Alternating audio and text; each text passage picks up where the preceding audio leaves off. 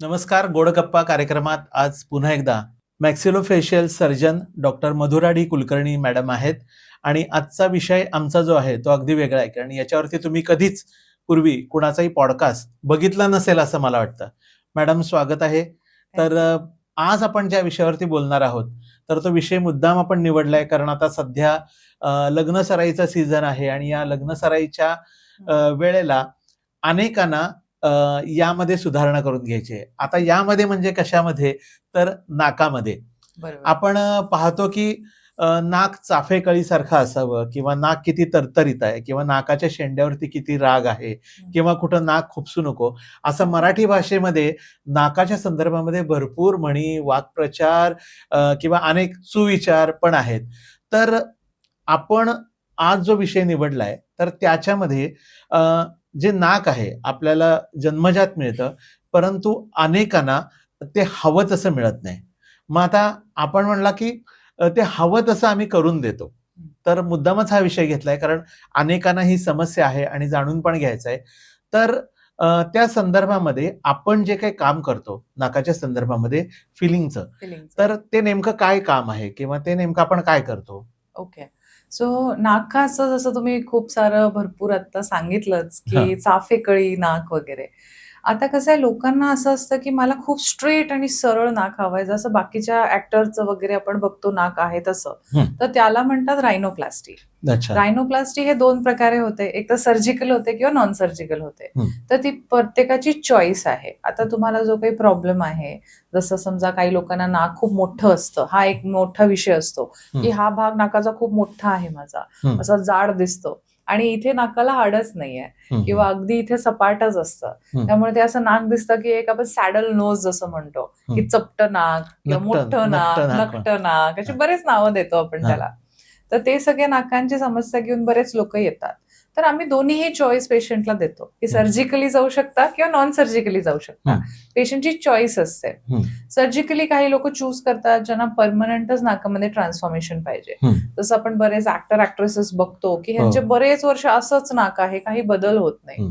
तर त्याच्यामध्ये काही नावं अशी आहेत की ज्यांनी सर्जिकली नाकामध्ये बदल केलाय, काही नावं अशी असतात ज्यांनी नॉन सर्जिकली बदल केलाय. नाही, आता मला एक कळलं नाही की सर्जिकली बदल आणि नॉन सर्जिकली बदल असा म्हणजे नेमका काय, की काहीतरी तुम्ही सर्जरीच करता ना त्याच्यामध्ये? येस, पण सर्जिकली बदल म्हणजे काय, प्रॉपर सर्जरी करून, पूर्ण भूल देऊन सर्जरी करून नाकामध्ये परमनंट शेपमध्ये चेंजेस केले जातात. अच्छा. आणि ते रिझल्ट परमनंट राहतात.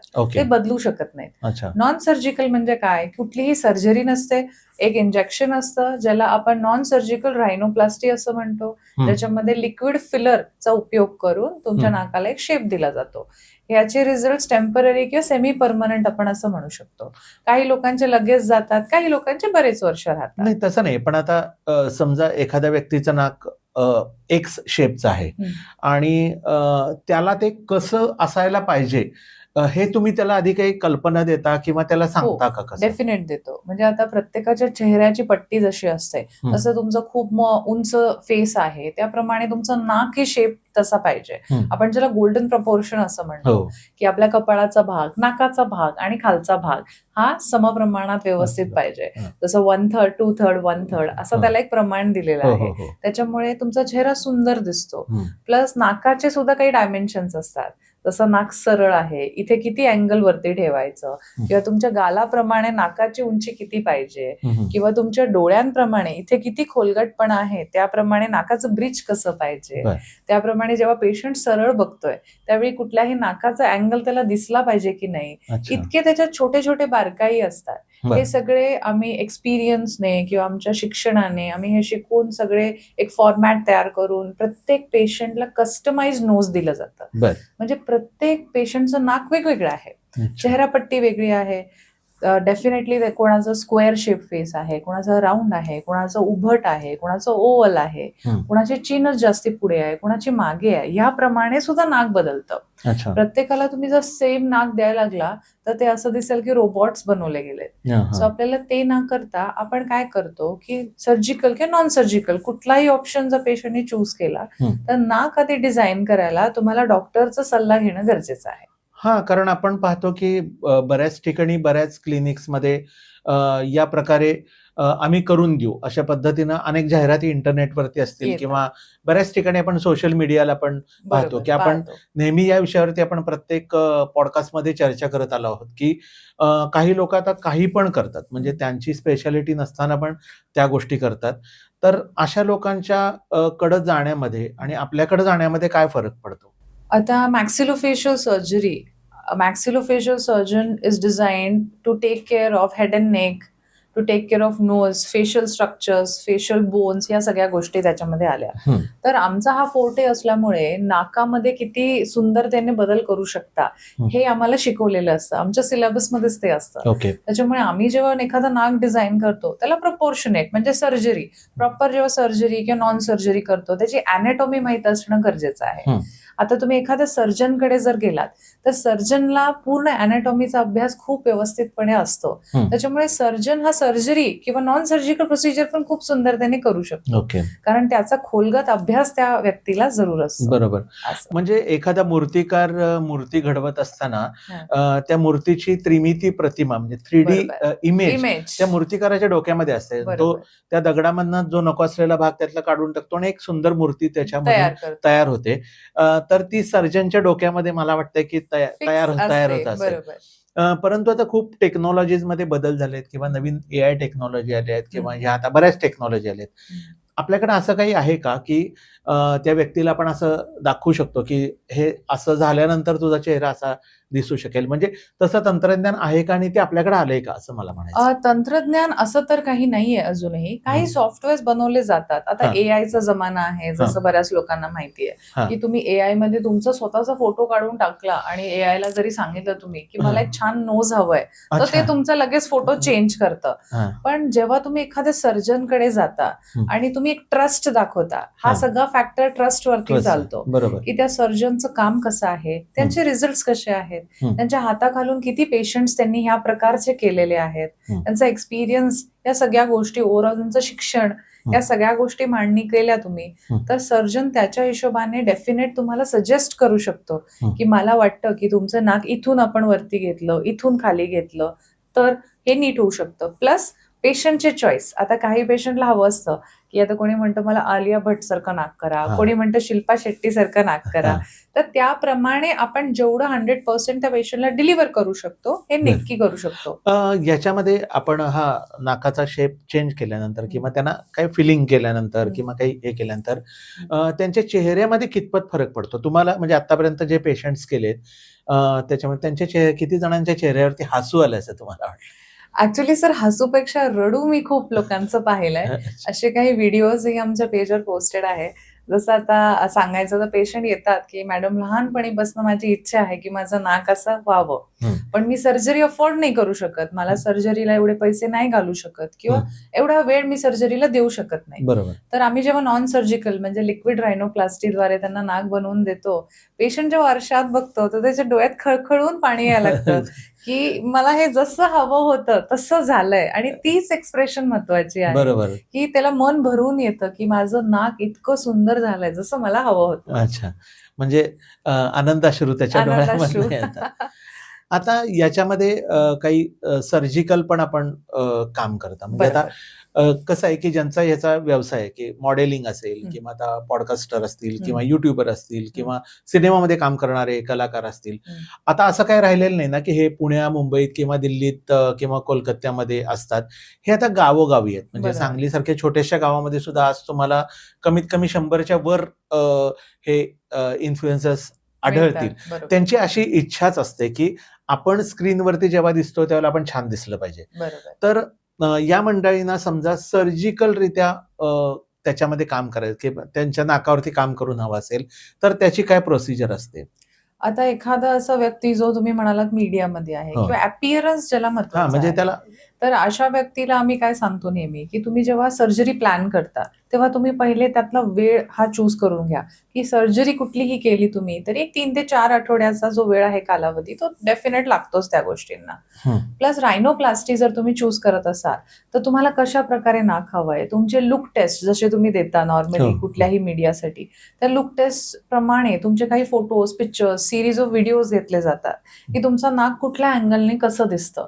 त्याप्रमाणे आम्ही रायनोप्लास्टीद्वारे एक सर्जरी केली जाते. त्या सर्जरीमध्ये काही चेंजेस होतात डेफिनेटली. आफ्टर सर्जरी सुद्धा जर पेशंटला हवं असेल की अजून थोडं असं, अजून थोडं तसं, तर त्याच्यात नॉन सर्जिकलचा थोडा यूज करून आपण मॉडिफाय करू शकतो. अशा प्रकारे बरेच मीडिया लोकांना आम्ही असं दिलेलं आहे. आता हे झालं मीडियाच्या संदर्भात, परंतु हेल्थच्या दृष्टीनं काही वेळेला हे नाकाचे समस्या असतात की आपण म्हणतो की हे म्हणजे सौंदर्याच्या दृष्टीनं ठीक आहे की तिथं त्यांना काही श्वासोश्वास घ्यायला किंवा हेल्थची कोणती अडचण नाही, दिसणं हाच भाग आहे. परंतु हेल्थच्या दृष्टीनं पण नाकाच्या अशा काही सर्जरीज आहेत का आणि त्या तुम्ही करता का म्हणजे याच्यामध्ये? हो, डेफिनेटली आहेत. हेल्थच्या हिशोबाने म्हणजे आता काही लोक असतात की नाकाचं हाड वाढलंय, नाक तिरकच आहे. लाईक तुम्ही काही लोकांचं बघू शकता एस शेप असं नाकच असतं किंवा खूपच अॅनाटॉमी वेडीवाकडी असते, म्हणजे हा एकदम वाकडा तिकडाच नाक आहे किंवा मला श्वास घ्यायला त्रास होतो. असे बरेच लोक येतात. तर त्याच्यामध्ये आम्ही काय करतो, एक प्रॉपरली सीटी स्कॅन केला जातो, ज्याच्यामध्ये तुमचे सगळे सायनसेस बघितले जातात. सायनस असणारे पण काही लोक आहेत, सायनसचा सारखा त्रास होतो वगैरे. आपल्या टीम मध्ये एक अधिकृत ENT सर्जनही आहेत. आम्ही मिळून ती सर्जरी करतो. त्याच्यामुळे नाकाची तुम्हाला कुठलीही समस्या असेल तर ती सर्जिकल रायनोप्लास्टीद्वारेच तुम्ही नीट करू शकता. याच्यामध्ये नॉन सर्जिकलचा कुठलाही रोल येत नाही, उपयोग होत नाही आणि उपयोग पण होणार नाही. कारण नॉन सर्जिकल काय आहे सर, की फक्त बाहेरच्या बाजूने तुम्हाला काही शेप चेंज करायचा आहे. इन द सेन्स की तुमचं चपटं नाक आहे, थोडासा उंचवटा द्यायचा आहे, थोडं मोठं दिसतंय, दिसायला छोटं, म्हणजे 3D इफेक्ट जे तुम्ही म्हणाला तसं करायचंय. तर त्या केसेसमध्ये डेफिनेट त्याचा उपयोग. ओके. आता याच्यामध्ये आपण नॉन सर्जिकल जी गोष्ट म्हणालो त्याच्यामध्ये जे आपण प्रक्रिया करतो तर ती साधारणतः किती दिवसाची त्याची हे असते, लाईफ असते? नॉन सर्जिकल किंवा लिक्विड रायनोप्लास्टी जेव्हा तुम्ही करता तेव्हा त्याची लाईफ डिपेंड करते की कुठलं मटेरियल तुम्ही यूज करताय. काही लोकांचं मटेरियल जे असतं ते चूज करतात त्यांच्या हिशोबाप्रमाणे. आता तुम्ही जर नॉर्मल एखादं लिक्विड रायनोप्लास्टीला गेलात आणि तुम्हाला इकॉनॉमिक परवडणारं कुठलं लिक्विड रायनोप्लास्टी करायची आहे, तर तुम्ही एक्सपेक्ट करू शकता साधारण 1 ते 1.5 वर्षाच्या आसपास त्याची लाईफ राहील, त्याच्यापेक्षा नाही राहणार. तर तुम्ही एखादं चांगलं मटेरियल चूज केलं किंवा त्याच्यात बरेचसे असे आहेत ज्याला आम्ही सेमी परमनंट म्हणतो, तर त्या अशा गोष्टी 3 ते 4 वर्षही राहतात. पण हे डिपेंड करतं पेशंट टू पेशंट अगेन, की तुम्ही एक्सपेक्ट नाही करू शकत की लिक्विड रायनोप्लास्टी केली तर हे परमनंट सोल्युशन आहे का, तर नाही, डेफिनेट नाहीये. काही कालावधीसाठी, मग तो कालावधी डिफर करतो पेशंट टू पेशंट. आता हा कसा डिफर करतो, तर काही लोकांना असं असतं की एक्सप्रेशन खूप देतात, म्हणजे तुमचं जर मीडियामध्ये काम आहे तर तुम्ही सारखं असं जर करत बोलत असाल तर ह्या नाकाचा यूज होतोय. काही लोक सारखं असा हात लावून बसतात, काही लोक पोटावरती उलट किंवा नाकावरती उलट झोपतात. तर obviously that is a liquid thing, तर ते कमी कमी होत जाणार आहे. पण कमी होताना पण असं नाही होत की तुम्ही लिक्विड रायनोप्लास्टी केली, सुंदरसं नाक बनवलं आणि विदिन अ सेकंड की 2-4 महिन्यांनी त्याचं झुप करून निघून गेलं, असं नाही होत. ते जाताना 10% जातं. मग तुम्हाला पेशंटलाच ते जाणवतं की काहीतरी तिथे बदल होतोय, त्याच्यानंतर तो येऊन तिथे फिलअप किंवा टचअप करू शकतात. बरोबर. आपण आता उल्लेख करत असताना लिक्विड रायनोप्लास्टी असा उल्लेख करतो आहोत, तर ह्याच्यामध्ये नेमकं कुठल्या प्रकारचं लिक्विड वापरलं जातं आणि हे समजा लिक्विड वापरलं तर त्याचे काही साईड किंवा बॅड इफेक्ट काही होतात का, अशा काही शंका आहेत का त्याच्यामध्ये? नाही, आता लिक्विड रायनोप्लास्टी म्हणजे काय आहे की नॉन सर्जिकल तुम्ही प्रोसिजर करता ज्याच्यामध्ये फिलरचा वापर केला जातो. आता हे फिलर काय असतात, तर हे हायल्युरॉनिक ऍसिड कंटेनिंग इंजेक्टेबल्स असतात. तर फिलर हे जे बनवलं जातं हायल्युरॉनिक ऍसिड पासून, त्याच्यामध्ये वेगवेगळे पॉलिमर्स असतात. हे सगळे पॉलिमर तुमच्या शरीरातल्या कंटेंट्स मधूनच बनवले जातात. So it is very safe. खूप सारे लोक म्हणतात की लिप फिलर केलंय, चिन फिलर केलंय, तशाच प्रकारचं हे नोज फिलर असतं, ज्याच्यामध्ये हायल्युरॉनिक ऍसिड इंजेक्शन केलं जातं. आता खूप लोकांना अशी शंका असते की इंजेक्शन दिलं की हाड वाढतं का वगैरे, तर असं नाहीये. हे लिक्विड आहे जे हायल्युरॉनिक ऍसिडच्या द्वारे तुमच्या नोजच्या ह्या एरियामध्ये दिलं जातं, त्याच्यामुळे तुमचं शेप किंवा स्ट्रक्चर फक्त एक चेंज होतं. ओके. पण त्याचे काही इफेक्ट म्हणजे वेगळे इफेक्ट होत नाहीत ते आपल्याकडं लिक्विड फील केल्यानंतर? नाही, कारण हे नॉर्मल तुमच्या बॉडी कंटेंट मधूनच बनवलेलं असतं, त्याच्यामुळे याचे कुठलेही साईड इफेक्ट नाही आहेत. It is very safe to use, plus याला अप्रुव्हलही असतो इंजेक्शन. अच्छा, ओके. आता याच्यामध्ये जास्त करून जी मंडळी तुमच्याकडे येत असतील किंवा ज्यांना हे पॉडकास्ट ऐकत असतील की ज्यांना आता लग्नाच्या दृष्टीनं पाहायचं आहे किंवा तरुण आहेत आणि कदाचित असं म्हणू शकतो आपण की नाकाच्या समस्येमुळे त्यांचा लग्नाला समस्या येते. तर याच्यामध्ये एज ग्रुप असा काही आहे का की या एजच्या आधी करता येत नाही किंवा या एजच्या मध्येच करायला पाहिजे, असं काही आहे का? जनरली कुठल्याही एस्थेटिक प्रोसिजरला असं काही एज ग्रुप नाही आहे. पण आम्ही जनरली म्हणतो की जेव्हा पूर्ण वाढ शरीराची संपते, जशी प्युबर्टी तुमची येते 14 ते 16 वर्षानंतर तुम्ही कुठलीही एस्थेटिक प्रोसिजर जनरली करू शकता. तसंच हे रायनोप्लास्टी आहे. काही लोक लहानपणीही मुलांना आमच्याकडे घेऊन येतात की याचा नाक सरळ नाहीये, तर आता करता येईल का? पण त्याची ती ग्रोथ फेज असते, त्याची अजून वाढ पूर्ण व्हायची आहे. जोपर्यंत वाढ पूर्ण होत नाही त्याच्यात तुम्ही बदल केले तर ते ऑब्व्हियसली चांगले दिसणार नाहीये. सो ऍक्च्युअली आम्ही जेव्हा ऑर्थोग्नॅटिक सर्जरी किंवा रायनोप्लास्टी अशा प्रकारचे जेव्हा फेस चेंजची सर्जरी होते त्यावेळी ती नॉर्मली आफ्टर प्युबर्टी म्हणजे त्याची पूर्ण वाढ झाल्यानंतरच होते. पण काही लोक असे असतात की 18व्या वर्षीच लग्न आहे आणि मला लगेचच हवंय, तर अशा लोकांनी नॉन सर्जिकल रायनोप्लास्टी म्हणजे लिक्विड रायनोप्लास्टी चूज करावी. कारण पटकन रिझल्ट मिळणार आहे तुम्हाला. 1-2 दिवसच तुमचं सूज राहणार आहे, रिझल्ट इमिडिएट मिळतोय आणि तुम्हाला तेवढी ती अख्खी सर्जिकल प्रोसिजरची जी काही सगळी गोष्टी आहेत, ऍडमिट राहायचं, तुम्ही पट्टी ठेवायची, नाकावरती प्लास्टर ठेवायचं, हे सगळ्याची गरज नाहीये तुम्हाला. आता आपण बऱ्याचशा पॉडकास्टमध्ये ही पण चर्चा केली की स्त्रीचं शरीर आणि त्याच्यामध्ये असणारे हार्मोन्स आणि पुरुषाचं शरीर आणि त्याच्यामध्ये असणाऱ्या हार्मोनल ज्या काही क्रिया प्रक्रिया असतील या दोन्हीमध्ये फरक आहे. मग ह्या नाकाची दोन्ही प्रकारची सर्जरी करत असताना स्त्रियांसाठी आणि पुरुषांसाठी काही अशा वेगवेगळ्या गोष्टी आहेत का? डेफिनेटली नाही आहेत. कारण रायनोप्लास्टी किंवा ही सर्जरी जी आपण करतो किंवा नॉन सर्जिकल प्रोसिजर हे फक्त स्ट्रक्चरल चेंजेससाठी केले जाते. याला कुठलाही हॉर्मोनचा रोल नाहीये. त्यामुळे तुम्ही स्त्री आहात, पुरुष आहात, काही माझ्याकडे ट्रान्सजेंडर पण करतात, LGBTQ कम्युनिटीचे लोक करतात. It is very safe and same for everyone. याच्यामध्ये फक्त स्ट्रक्चरल बदल होतो, याच्यामध्ये कुठलाही हॉर्मोन्सचा बदल होत नाही, याच्यामध्ये कुठलेही इंटरनल स्ट्रक्चर पर्यंत तुम्ही पोहोचत नाही. ओके.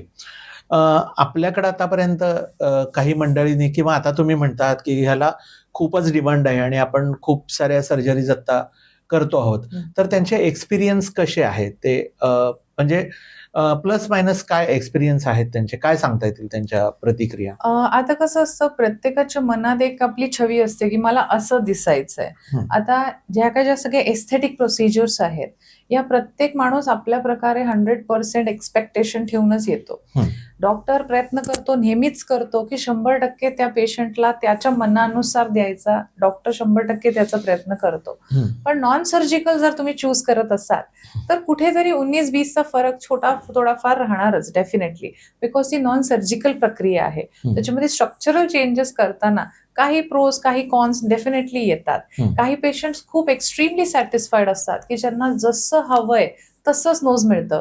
काही लोक थोडे सॅटिस्फाईड असतात कारण त्यांच्या डोक्यात असं फिक्स्ड असतं की मला हे पाहिजेल आहे. पण जर आपण तिथेपर्यंत पोहोचू शकत नाहीये तर त्या पेशंटला तेवढं पेशन्स लेवल निघत नाही.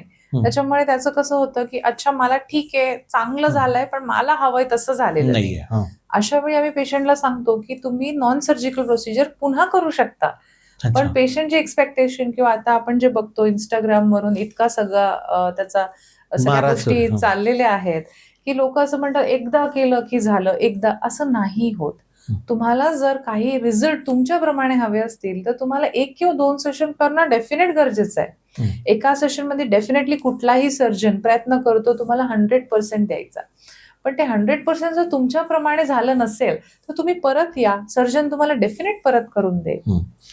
बरोबर. याच्यामध्ये आता सगळ्यात महत्वाचा मुद्दा की अनेक लोक आपल्याला कमेंटमध्ये सुद्धा विचारतात की यासाठी येणारा खर्च केस टू केस वेगळा आहे का, काय एक ठराविक एवढा खर्च येतो असा आहे नॉन सर्जिकलचा? नॉन सर्जिकलचा अच्छा, नॉन सर्जिकलचा खर्च जसं मी बोलले की जे तुम्ही मटेरियल चूज करता त्याच्याप्रमाणे खर्च होतो.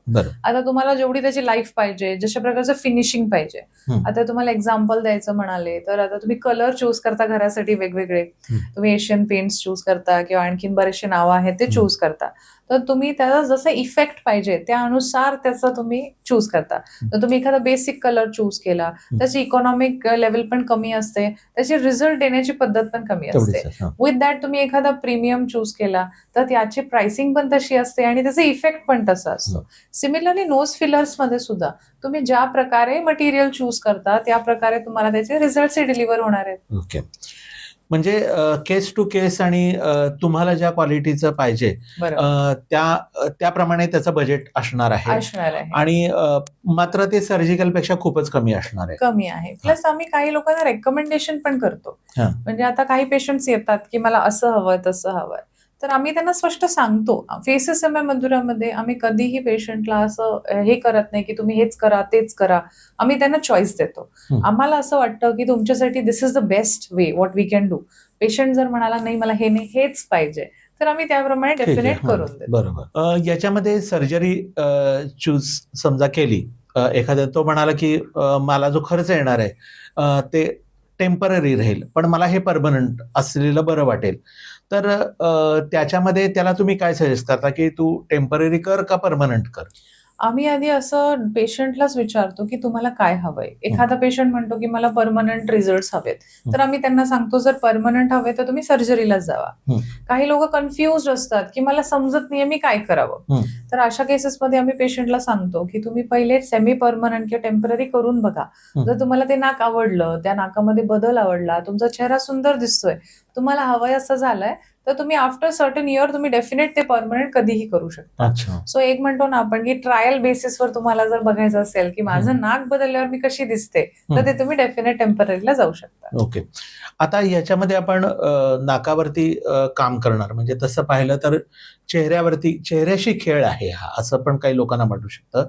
तर त्याच्यामध्ये ते जे आपण बदल करणार आहे त्या बदलाचा परिणाम आपल्या डोळ्यावरती म्हणजे दिसण्यावरती किंवा काही लोकांना अशी पण भीती वाटते की या पद्धतीची कुठली तरी सर्जरी किंवा कुठलं तरी मेडिसिन मी इन केलं तर मला वेगवेगळे आजार किंवा कॅन्सर सारखा आजार वगैरे होईल का. म्हणजे असे आता प्रत्येक जण त्याच्या वकुबाप्रमाणे आणि त्याच्या भीतीनुसार तुम्हाला प्रश्न विचारणारच आहे. तर असं समजा काही तुमच्यासमोर कोणी विचारलं तर तुम्ही काय त्यांना सांगता किंवा त्यांच्या मनातली भीती कशा पद्धतीने तुम्ही घालवून टाकता? सगळ्यात पहिले तर आम्ही त्यांना सांगतो की ही नॉन सर्जिकल प्रोसिजर किंवा सर्जिकल प्रोसिजर अशी सेफ आहे की ज्याने कॅन्सर वगैरे असं तर डेफिनेट काही होत नाही. साईड इफेक्ट्स मध्ये प्रत्येक गोष्टीला जसे साईड इफेक्ट असतात ते सगळे साईड इफेक्ट्स आम्ही पेशंटला एक्सप्लेन करतो.